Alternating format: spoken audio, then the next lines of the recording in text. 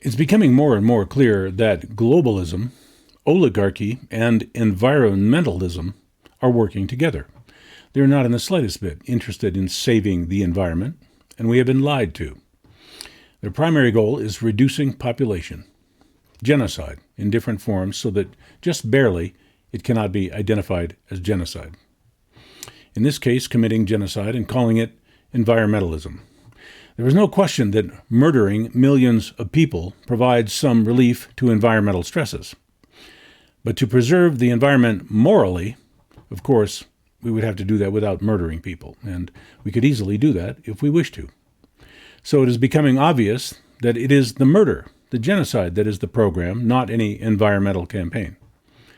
Shutting down the food supply with the claim that nitrogen fertilizer is a pollutant is like suffocating someone because fresh air can cause rust. It is insanity.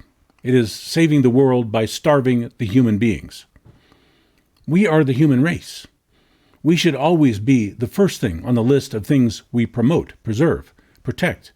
But human beings are being moved into that expendable class of things that must be eliminated for the benefit of the natural environment.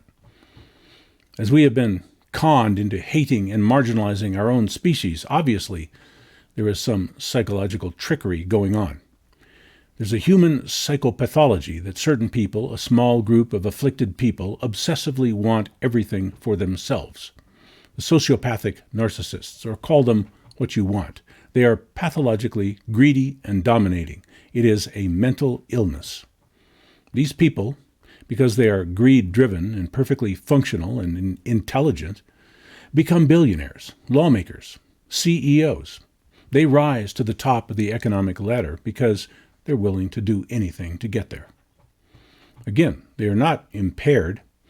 Their mental illness is actually characterized by heightened functionality. These are people who want everything and usually have the intelligence and charisma to get whatever they want. Some of them are born into bloodlines where their parents and grandparents were the same way, so the new sociopaths start out with the advantage of billions of dollars collected by their families. Well, just because they have everything does not mean that their psychopathology goes away. They must look for other things to want and take from other people. That turns out to be the entire physical world, what they call the environment. Basically, everything that we can see and touch. That is what the sociopaths want for themselves. Everything. If something can be perceived to exist, it goes on the list of what the sociopath billionaires want exclusively for themselves. We can easily imagine that all this technology, the AI, the robots, are a way to eliminate human beings and still have services for the billionaires. The pathology is not just to take what you have. It is to remove you from the equation entirely. Again, these are mentally ill people, but they are not ill in a way that impairs their function. They are ill in a way that causes them to be super-functional, obsessive, domineering, controlling masters of all they see. They are mentally ill in a way that causes them to reach out and control people, to seize resources, and to insist that they are our leaders. Mental illness does not always mean dysfunctional. It can also mean antisocial, homicidal, without empathy. The most capable person in the room might be mentally ill. They literally want to own nature, science, the world, all of God's creations. They want it for themselves. The happiest thought these people can have is to be standing on a planet Earth with all its bounty and resources and not one other human being alive to compete with them for that bounty, to have it all for themselves. Of course, they cannot let the rest of us know what they are thinking, doing, planning. They need a cover story. That is where the environmental movement comes in. Oddly, true environmentalists and pathological sociopaths work well as a team. They complement each other. Environmental extremists do not care who helps them save nature, and sociopaths do not care who helps them seize and control all of nature. It is a perfect, yet troubling, partnership. The environmentalists think they are saving nature by partnering with globalist sociopaths. The sociopaths are collecting nature for themselves, but letting militant environmentalist extremists do that largely for them. This is why the biggest contributors to environmental causes are oil companies, electric companies, telecoms, chemical companies, and such. These are industries which are destroying and consuming nature wholesale, and to do so they must put the natural environment under their control. In order to rape and pillage nature, they must have full ownership and control of it, and the environmentalists work very hard to grant that control to their sponsor corporations. To turn wilderness into farmland, you must first own and control wilderness. To turn mountains into strip mines, you must first own and control mountains. The way you own and control wilderness and mountains is to claim to be preserving them and to be protecting them. You must pretend to be the good steward of those, quote, resources. There is very little difference between owning a piece of land and simply controlling who has access to it. So by excluding people from access to certain lands, whoever controls that access becomes the de facto owner of those resources. Exxon Mobil, Monsanto, Dow Chemical, people like that. And the government agencies who create regulations to enforce that control for those corporations. The environmentalists celebrate the exclusion of the public from our natural wilderness. They celebrate their wonderful partnership with the most destructive corporations on the face of the earth. They lock the gates on the national and state parks and shout a big hooray for the protection of the environment. And a few months later, that wilderness is peppered with oil rigs.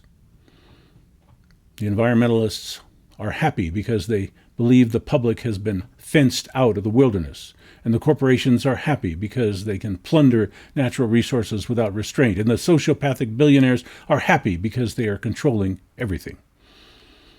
All of this means the destruction of our food supplies, destruction of our supply chains, destruction of jobs, companies, families, children. Don't you see? That's what it's all about. More for them, less for you. They are making us all go away, and soon we will not have anywhere left to go. If you are not obsessive, you do not desperately crave to have what other people have, you will never fully understand this problem. Decent people simply cannot understand obsessive greed and evil. But that does not mean that greed and evil doesn't exist. It simply means normal people are unable to understand it, or even believe it. The reason the problem exists, to a large degree, is our failure to believe it exists. As long as there are natural resources, corporations will be taking those resources. That is what the true environmentalists fail to see. They believe that if people are oppressed, the environment is protected. So to be pro-environment is to be pro-oppression. The environmentalists think they are supporting oppression, but they are supporting mass murder and self-hate of the human species. We know some of these sociopaths, the politicians, foundation executives, and investors. We've seen their faces many times. But there are thousands more that we have never heard of, and we buy and use their products and services every day. As the story of Marie Antoinette and many other episodes in history have shown us, people can be fooled and exploited for a certain period, to a certain point, and then the people harshly correct the problem by identifying and eliminating whoever has been causing that problem. It is not peaceful or lawful or precise. It's ugly, messy, and cruel. But that is because that is the only way the reform seems possible. Human beings tend to let things go too far and then explode in rage. That is just how human nature works. It's interesting that the sociopaths have not yet learned that lesson. They blindly pursue their obsessions without restraint, without calculating the inevitable consequences, and the rest of us will inevitably, from time to time, bring those consequences to them. Occasionally, the culprits are able to blow town just in time, just before the lynch mob makes it to City Hall. The Boris Johnsons, the Mario Draghis, the Angela Merkels. Of course, some of them, like Benito Mussolini, did not time that so well. It's kind of like a global game of musical chairs, isn't it? Who will be standing there when the public finally and suddenly wakes up? In any case, I believe it is critical to break this unholy partnership between globalists, sociopaths, and environmental commandos. Obviously, the environmental movement has been redirected and corrupted. The biggest environmental destroyers are the military, big corporations, and big governments, which always takes the side of big corporations. The media tells us that we are the biggest problem, while those giant corporations and government are trying so hard to bring us the solutions. It's a lie, told over and over and over. If you want to save the environment, do it locally. Make a garden, plant a tree, tear out some asphalt. But we need to stop empowering eugenicist industrialists and thinking that is going to save the rainforests. Stop supporting international corporations and buying their products and services. Stop handing over tax money that helps to enforce the monopolies of mega corporations. Yes, it will take time, but there is so much we can do. The propaganda wants you to think the environment is something over there, something big, something only government is big enough to fix. That is not true. We are bigger than the government. The environment is whatever is right around you. Whatever you are living in, that's the environment. The answer is so obvious. We each fix our own environment, and then the environment is fixed. Dow Chemical does not have a role in that. Government does not have a role in that unless we want them to tax us to death and waste the money as they always have. Who's responsible for the environment? We are.